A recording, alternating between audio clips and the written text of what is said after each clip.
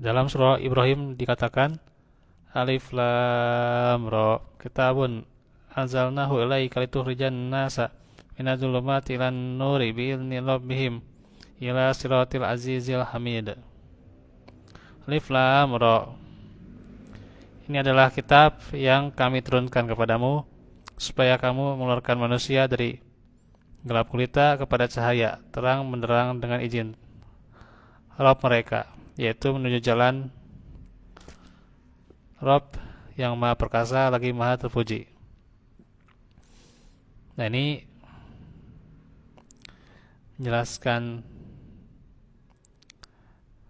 bagaimana urgensi terhadap kitabullah ya, sehingga jelas bagaimana kita harus mengimaninya, karena Al-Quran itu adalah cahaya yang terang itu ya, yang asalnya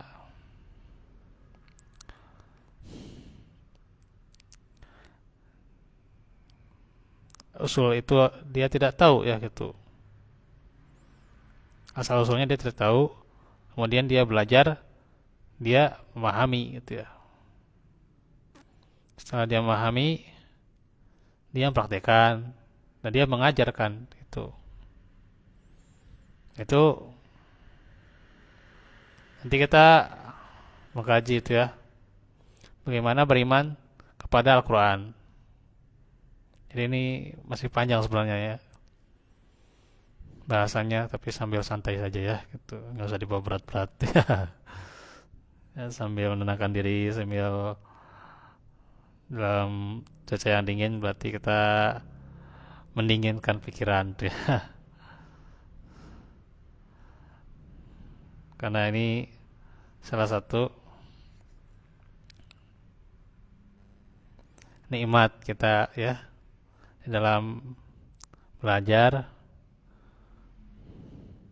Akan tetapi tentunya kita sadari bahwa hidayah itu akan datang dengan izin Allah ya gitu. Kalau Allah tidak mengizinkan, hidayah itu tidak akan datang gitu ya. Ya syukur kita Allah berikan petunjuknya ke sini gitu ya, ke pelajaran Nurul ini gitu ya. Walaupun dengan ujian dan terus ya gitu. Tapi datang ke sini pula gitu ya. Nah itu. Itu juga seseorang mendapat faedah dari Al-Quran, mendapat cahaya dari Al-Quran, hidayah dari Al-Quran, itu juga dengan izin Allah ya. Menuju jalan yang maha perkasa, maha mengetahui ya, maha mengetahui, dengan ilmunya dia juga Allah maha perkasa, dengan kekuatannya Allah maha perkasa juga gitu. Kemudian juga dijelaskan dalam ayat ini Al-Hamid, maha terpuji, dengan ilmunya dia maha juga, dengan kekuatannya maha terpuji. Artinya kenapa ini Azizil Hamid ya yang dimasukkan? Karena dengan itu pula, dengan ilmunya, dengan kalamnya, maka Allah mempunyai kekuatan dan juga Allah punya sifat yang maha terpuji gitu ya. Nah itu di dalam penjelasan juga dikatakan bahwa kitabullah itu adalah cahaya, ya petunjuk dan cahaya. Barang siapa yang berpegang teguh ya, berpegang teguh dengannya, maka ia mendapatkan petunjuk, dan barang siapa yang menyelisihinya dia akan sesat. Maka ini hadis dari Ibnu Mas'ud radhiyallahu anhu, wa Rasulullah sallallahu alaihi wasallam bersabda, Allah memberi perumpamaan jalan yang lurus, kemudian pada kedua sisinya terdapat pagar serta pintu-pintu yang terbuka. Di depan pintu-pintu itu terdapat kain penghalang. Di penghujung jalan ada yang menyeru, berjalanlah dengan lurus dan jangan bengkok. Sementara di atasnya terdapat penyeru yang menyeru ketika ada yang bermaksud membuka pintu-pintu yang ada. Celaka engkau, Jangan kau buka. Jangan kau buka, maka akan celaka. Nah, itu di pintu-pintu yang ada itu ya, yang di jalan itu ya gitu. Jangan dibuka, maka kau akan celaka. Apa itu? Dijelaskan oleh Al-Ustadz Zulkarnain M. Sunusi Hafizahullah. Beliau menjelaskan juga ayat, kemudian juga hadis ini. Jadi perumpamaan jalan yang lurus itu ada, ya terdapat bangunan, terdapat pagar yang pintu-pintunya juga ya, terdapat tirai-tirai gitu ya. Kain penghalang itu kan tirai gitu ya, diibaratkan tirai. Nah, ada pengunjung jalan tuh menyeru juga, itu adalah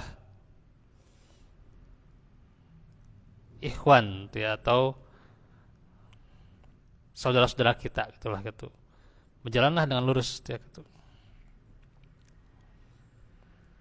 Jadi kata saudara-saudara kita itu berjalanlah dengan lurus, jangan bengkok tuh ya. Ikuti jalan yang lurus itu gitu. Nah, yang di atasnya itu adalah ulama ya. Ulama yang menyuruh pada Al-Qur'an gitu ya. Menyuruh pada Al-Qur'an, mengikuti Al-Qur'an gitu ya. Jangan menyimpang dari Al-Qur'an gitu.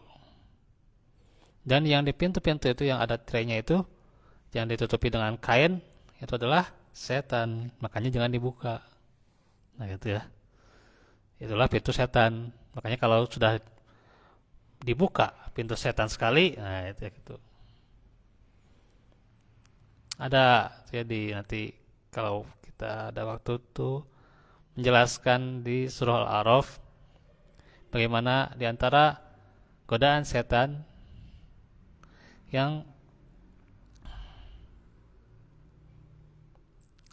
termasuk pula menyeru untuk jauh dari Al-Quran. Ada godaan setan yang demikian ya, gitu.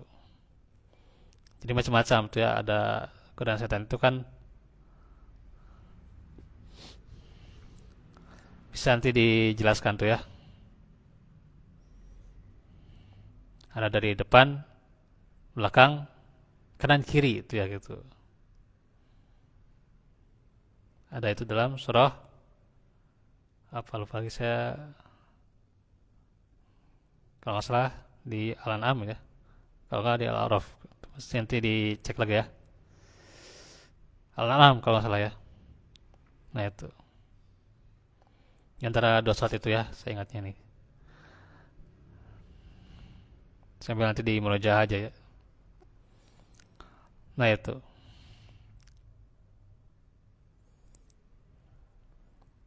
Ya, ya sederhana saja gitu ya. Setan menyuruh kepada kita terhadap hawa nafsu gitu ya gitu. Hawa nafsu sedang bergejolak gitu ya. Sedangkan Al-Quran menyuruh apa? Menahan hawa nafsu itu ya gitu. Menahan nafsa anil hawa gitu ya. Menahan hawa nafsu, tenang, pikirkan dulu sebelum bertindak gitu ya gitu. Sebelum berbicara pikirkan dulu. Nah itu petunjuk dari Al-Quran ya gitu. Tapi setan menyuruh pada hawa nafsu.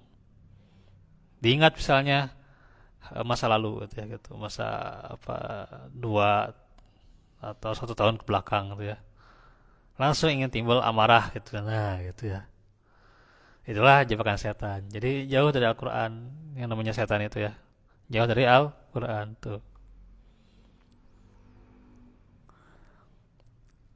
Sekalinya dia menggoda, kemudian mendorong kepada Bani Adam, buat apa? Buat menjauhi Al-Quran, mengikuti hawa nafsu. Nah itu ya. Nah, itu yang sederhana gitu ya. Makanya inilah Al-Quran menyuruh kepada kita punya sifat maaf. Walaupun ya itu pemaaf itu berat ya gitu. Atau pula punya sifat lapang dada, rendah hati gitu ya. Al-Quran itu perintah Al-Quran dengan akhlak yang mulia. Jadi yang sederhana itu ya, kita mendapatkan ilmu faedah yang demikian itu ya. Nah itulah faedah dari Al-Quran ya. Jangan sampai dekat-dekat dengan hawa nafsu itu ya. Nah itu, karena itu jauh dari Al-Quran itu ya. Lagi ketika hati sedang bergejolak tuh ya gitu, tenangkan diri ya, fokuskan diri, baca Al-Quran tuh ya gitu. Atau dengarkan majelis ilmu tuh ya, sambil tiduran mengingat dosa-dosa kita, Masya Allah. Nah itu, sehingga ketika bergejolak pun hati masa tenang lagi, dan ia menyadari satu persatu kalau perbuatan itu dilakukan bisa jadi adalah kesalahan yang besar. Nah itu hawa nafsu teh seperti itu ya. Hawa nafsu itu ya jadi berat lah kalau kita ya, kita misalnya mendahulukan hawa nafsu di atas akal, itu maka sungguh hawa nafsu itu jadi membuat diri kita terombang-ambing, jadi nggak tenang, gitu ya. Jadi nggak merasa apa kebawahnya ya, pertentangan dan pertentangan itulah yang namanya hawa nafsu, pertentangan dan pertentangan tuh ya gitu. Jauh daripada ilmu, jauh daripada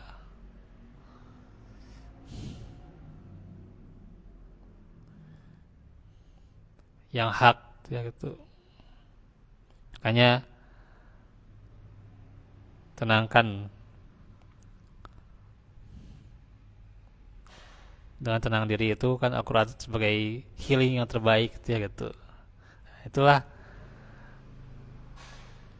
petunjuk pada cahaya yang terang, pada cahaya kebenaran. Apalagi membenarkan, perbaiki dari perilaku kita, ya, ibadah kita, dan juga akidah kita. Tentu itu yang lebih layak lagi kita untuk terus perbaikinya ya.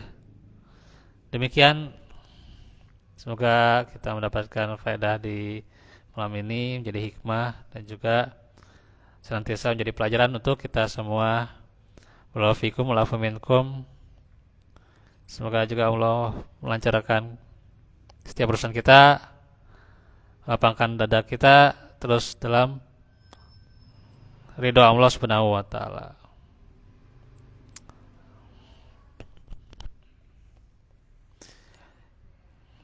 Ditutup saja ya. Aku lu qauli hada wa astaghfirullah li wa lakum. Subhanakallahumma astaghfiruka wa atubu ilaik. Rabbil alamin.